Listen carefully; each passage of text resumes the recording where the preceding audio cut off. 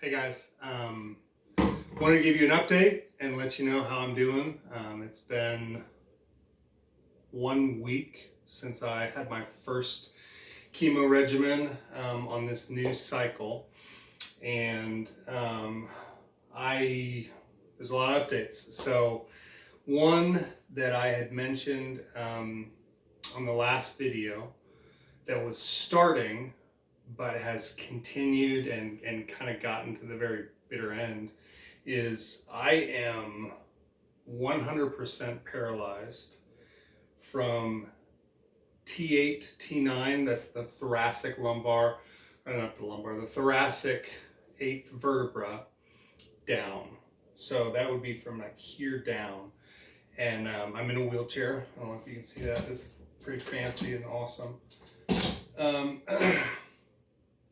And that's all because there's a met that has escaped from the brain where we were treating it and has lodged itself in that small area. It's only 2 millimeters tall, but that small tumor is blocking all of the nerve function here south. So that's it's obviously my legs. I literally can't tell them to do anything. Can't walk. I would say the most annoying thing is if it was just my legs and I still had trunk support and core, like back and chest, I wouldn't feel as loosey-goosey, but I just feel like I'm sitting on an exercise ball. It's terrible. But that's where we're at. So we did radiation to that spinal cord, and they had to put me in they made a frame around me and got me completely immobilized so they could shoot a 2 millimeter tumor with radiation that is in my spinal cord for 5 subsequent attempts. So we did Thursday, Friday, Saturday, Sunday break, Monday, Tuesday last week. So about a week ago, finishing up. And the idea behind it is there has not been an injury. There's not been a car wreck. There's not been a diving accident where I've severed nerves. It's just that space is so tight. We're so intricately designed that even something that small has the ability to mix up the nerves and the communication between my brain and my legs. And so we made the decision, all of our doctors together, that we had to take a damn the torpedoes, full speed ahead. The side effects are going to become seemingly permanent and full, meaning paralysis, because we have to kill that thing as fast as possible while it's as small as possible, so that the process of it dying after the radiation, it will take weeks for the DNA to, become undone and disrepair and break down, and then my body will come in and carry out that dead tissue. And that could take a couple weeks. And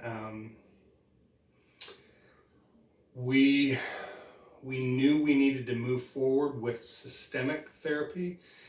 Everything we've talked about, the 27 brain tumors with whole brain radiation and my nice, awesome haircut up here, and then the spinal cord, that little guy slipped out of the brain and came down into the cord.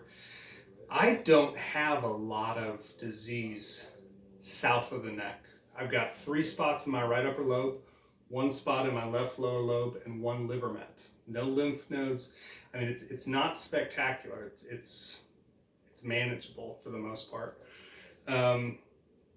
But we needed to start on a systemic therapy that would cover everything. And so we are moving forward with a protocol called the 9LA protocol. It's brand new. They just approved it. And it's intense. It's intense. So they combine chemotherapy and immunotherapy together. And I got my first infusion last week. You saw my post on my birthday. I was getting my infusion.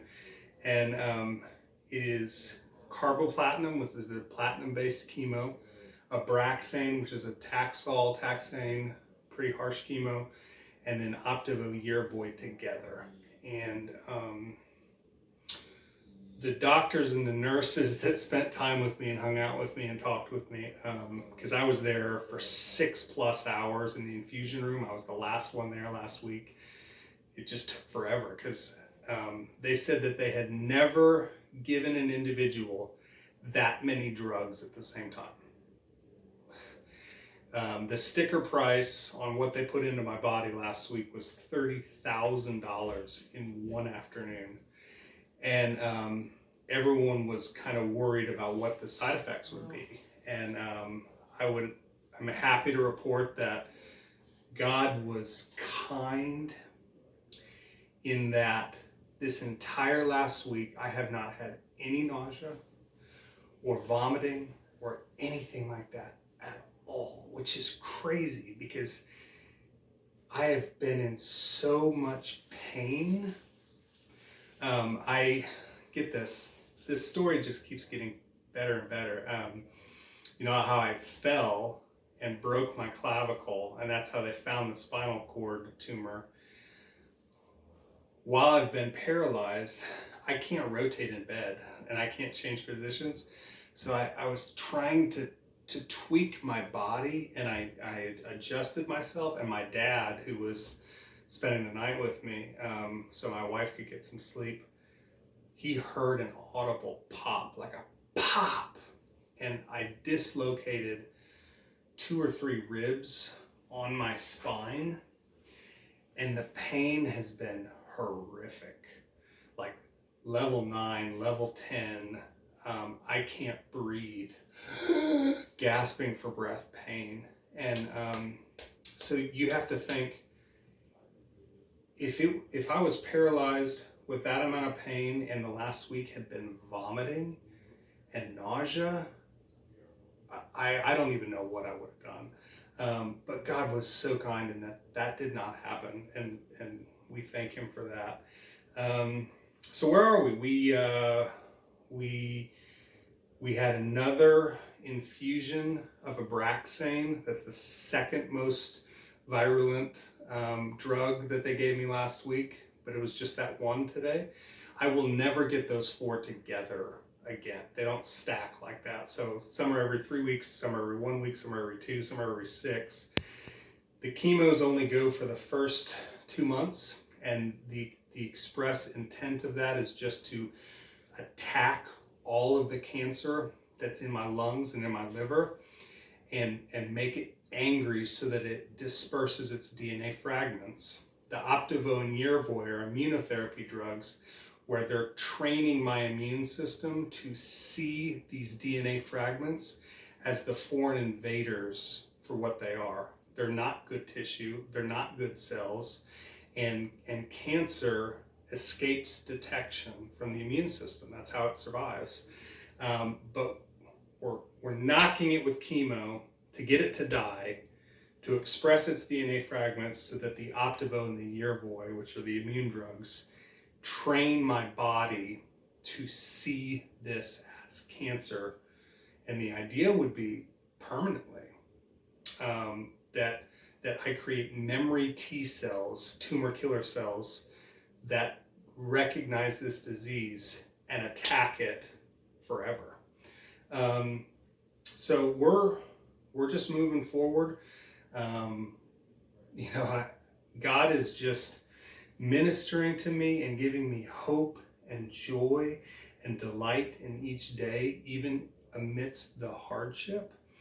And I never want people to think that that's disingenuous, or I'm lying, or I'm faking it.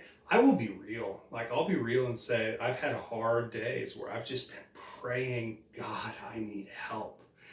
And he has come and he has ministered and he has been present. And that may sound weird to you. Like, I have no shame in talking about the faith that I have. I know not everyone joins me in that. I think it's a little bit quack, but I just want to be brutally honest.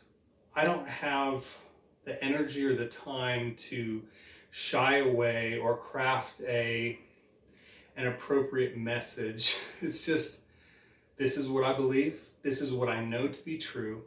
And I will put my life and my situation in front of you, and you get to decide.